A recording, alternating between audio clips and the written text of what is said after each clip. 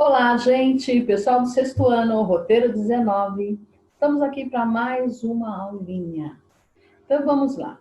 O tema do roteiro 19 é o microscópio teoria celular, tá? Então aí nós vamos começar mostrando a imagem de um microscópio. As partes que compõem o microscópio. Por que que ele amplia? Por que que ele é tão importante para fazer os exames? Por que que ele amplia uma coisa tão minúscula e ela fica grandona? Olha lá, vamos acompanhar. Nós temos lente ocular, que é aquela onde a gente chega pertinho, né? O braço, que é um suporte, parafuso macrométrico, que ele amplia, que ele modifica, varia, né? Parafuso micrométrico, é onde eles regulam, tá? O que eu quero ver. Tubo ou canhão, que é onde fica as lentes. Revólver ou tambor, que é um suporte. Objetiva, que são as lentes, que ela gira ali, né? Você põe o jeito que você quer. Platina ou mesa é onde a gente apoia o material. Charriot, que é uma espécie de... é mais uma parte aí da platina, né? Condensador ou diafragma, que ele vai e volta, lâmpada embutida, pé ou base. Então, aí é a parte física de um microscópio para vocês terem uma ideia de como é um microscópio, tá certo? Então, nós vamos começar a nossa teoria assim. Então, nossa visão permite captar as imagens de tudo o que nos cerca. Mas se nossos olhos fossem capazes de ampliar muitas e muitas vezes as coisas que visualizamos, ficaríamos maravilhados ao ver como elas são formadas. Então, o nosso olho é maravilhoso, já é perfeito, mas a gente precisa de algum mecanismo para ampliar o que é muito pequeno. Tá? Então, aí, visão.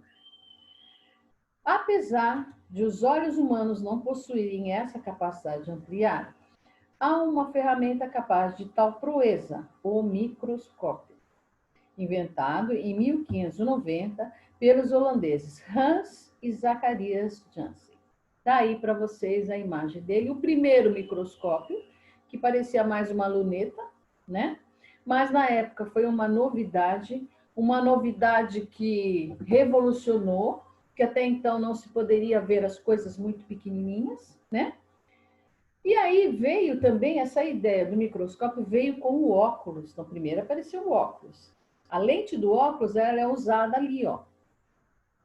E como que apareceu o óculos? Eles olharam através das garrafas e perceberam que ampliava a visão.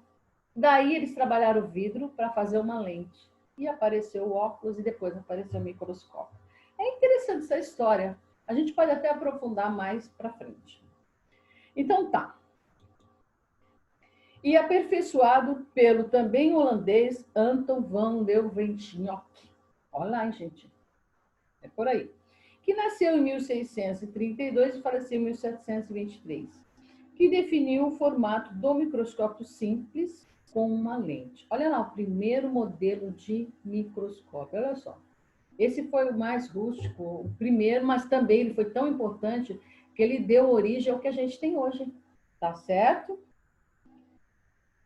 E pelo inglês Robert Hooke, que nasceu em 1635 e faleceu em 1703, que criou o microscópio composto com duas lentes. Já começa a aparecer o que a gente tem agora, né?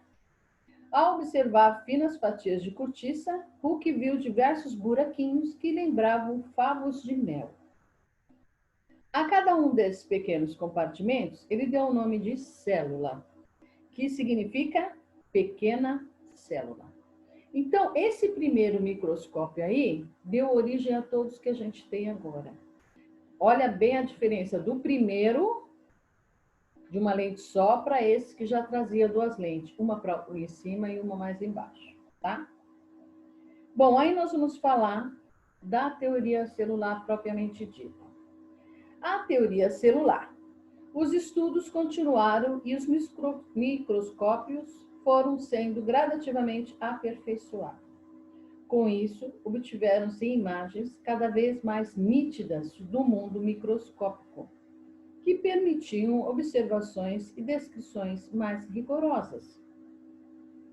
Os cientistas Matias, que nasceu em 1804 e faleceu em 1881, e Theodor, que nasceu em 1810 e morreu em 1882, chegaram à mesma conclusão em relação aos vegetais e aos animais, e propuseram a teoria que ficou conhecida como teoria celular, que diz o seguinte: todo ser vivo é constituído por célula, tá? Então, a teoria celular importantíssima que a gente estuda é essa: todo ser vivo é constituído por célula, tá bom? Aí nós temos uma ilustração de célula, tá? Lembra que a célula tem 3 partes fundamentais: membrana plasmática, citoplasma, núcleo. Dá para ver direitinho aí, ó. Membrana plasmática, citoplasma e o núcleo. E aqui do lado a gente tem as imagens dos 2 cientistas, tá? Que são responsáveis pela teoria celular, tá certo? Bom, a formulação da teoria celular fez aumentar o interesse dos cientistas pela microbiologia e os processos vitais da célula passaram a ser estudados. Gente, a partir do momento que foi criada uma máquina que eu poderia ver as coisas de uma célula só, que até então ninguém conhecia, aí revolucionou o mundo científico. Aí foi possível estudar as células, ver o comportamento, ver que tinha célula que fazia... não células, seres unicelulares que causaram doenças e outros que não causavam. E aí foi possível fazer os remédios específicos e hoje em dia a gente tem as vacinas que combatem esses seres. Estamos vendo aí a pandemia, esperando uma vacina de um vírus que está aí fazendo a diferença esse ano para nós, né? Então, foi uma revolução. Aí nós temos, ó, mostrando as bactérias. Na verdade, aí é um exame, né? Tá fazendo um exame, ó lá, as bactérias, o que elas causam e os antídotos, que são os remédios que podem combater elas, tá?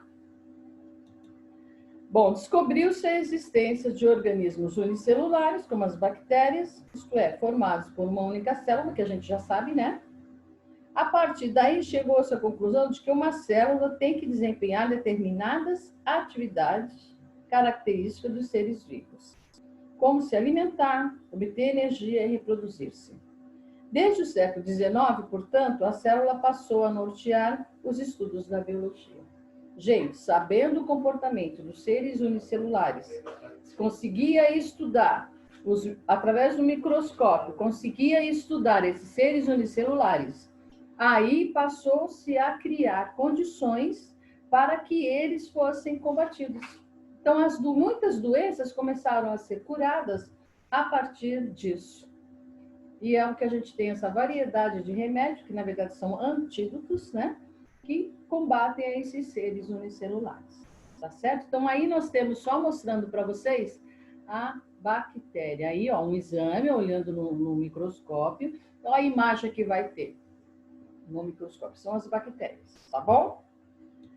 Então, a partir de 1950, o desenvolvimento do microscópio eletrônico permitiu o estudo dos vírus, os menores organismos conhecidos, e a constatação de sua estrutura acelular, ou seja, ele não se compõe de células. Inicialmente, acreditou-se que essa descoberta abalaria a teoria celular, mas isso não ocorreu. Gente, o vírus, não existe remédio para vírus, existe vacina. A vacina é uma prevenção ao vírus. Bom, o vírus, ele tem um grupo só dele. Por quê? Porque fora do corpo da gente, ou fora do corpo de um ser vivo qualquer, seja ele vegetal ou animal, ele não é vivo. Então, se ele estiver na água, no ar ou no solo, ele é um cristal. Ele está ali quietinho. Mas se de alguma maneira ele entrar no corpo de um outro ser vivo, ele se apossa de uma célula e ele vive, e ele reproduz, e ele provoca doença. Então, a gente tem que tomar muito cuidado, gente. Tem que tomar muito cuidado. Mas como o homem ele é muito inteligente, através dessas máquinas que ele mesmo criou, vai se conseguir combater o vírus através de vacina, tá? Então, vamos lá. Para se reproduzir, os vírus precisam invadir uma célula viva e utilizar sua matéria-prima e energia. Essa constatação acabou confirmando que as atividades essenciais à vida sempre ocorrem no interior das células vivas. Exatamente o que eu falei para vocês. Então, o vírus, ele tem que entrar numa célula viva, seja ela vegetal ou animal, para ele viver. Ele se apossa. Aí, lá dentro da célula, ele cria vida. E ele vai fazer o estrago que é a doença no nosso organismo. Aí, na ilustração que nós temos, olha lá, para se reproduzir, os vírus precisam invadir uma célula viva e utilizar a sua matéria-prima e energia. Tá, aí nós pegamos o coronavírus aí, já que a gente está numa época de pandemia, eu quis falar um pouquinho, mostrar para vocês. Tá aí o vírus, né? O coronavírus, que ainda não tem vacina, mas que vai ter, porque o ser humano, ele é muito inteligente, ele vai ser capaz de criar uma vacina que vai combater. Quando tiver uma vacina que vai combater esse vírus daí. E aí, essa pandemia vai acabar, vai passar, e a gente vai voltar ao nosso estado normal de vida, né? E aí nós vamos para a escola, se ver, se abraçar, se beijar, como a gente sempre fez, tá bom? Então, com isso, bons estudos para vocês. Tá aí alguns desenhos de bactéria e vírus. Bom, não mais bactéria, né? Por quê? Bons estudos.